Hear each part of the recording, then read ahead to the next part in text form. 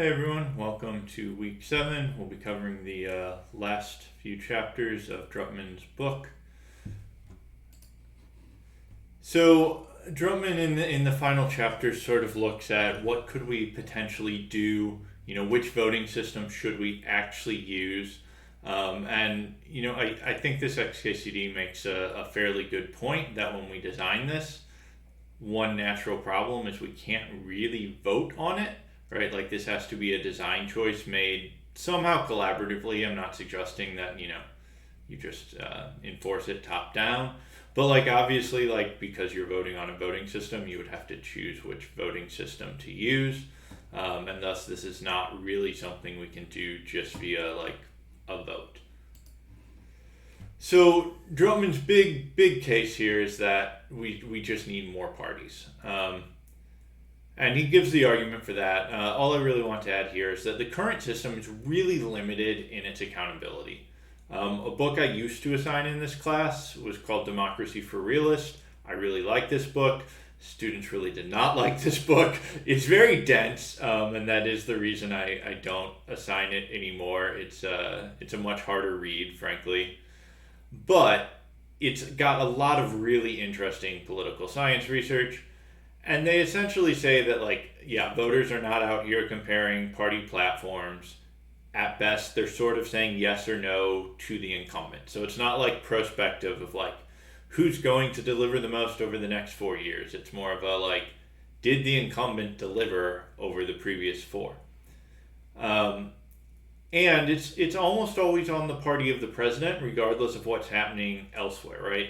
And you can see the problem with this is, of course, the president doesn't have unilateral control over everything. Even things that the government has control over in situations of divided government, the president doesn't have control over them.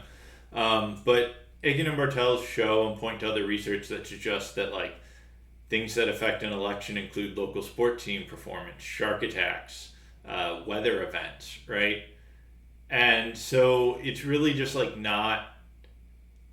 not clear that we're actually getting a system right now that says, oh, hey, it really rewards performance in a way that connects cause and effect sort of properly, so to speak, right? Sure, we have something that says in a vague way, is this good or bad over the past couple of years? But also because things are closely divided, this stuff that doesn't have a huge effect, but still does have some effect and is completely out of control of the president starts to matter. That said, the best case I've heard for democracy that's somewhat more modest comes from an economist and philosopher, Amartya Sen, who points out that no democracy has ever had a major famine. And I realize you're probably thinking that's kind of a low bar, but that is better than all of the other political systems out there, so it's something, right? That said, obviously, there are reasons we think maybe we could make democracy better, and maybe multiple parties will help get there. Could this actually happen? Drutman, of course, is optimistic. I will say that personally I'm unsure, but I think it is a better use of time or effort than running a vanity third-party campaign.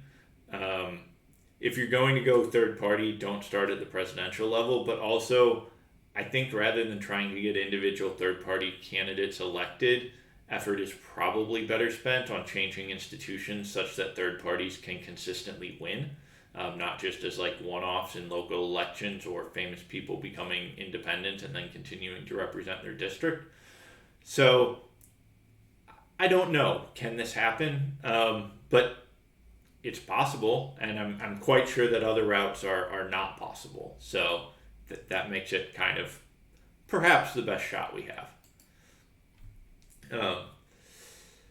I guess I'm sorry that I'm covering the punchline here with my camera, but you can see the lecture notes if you want.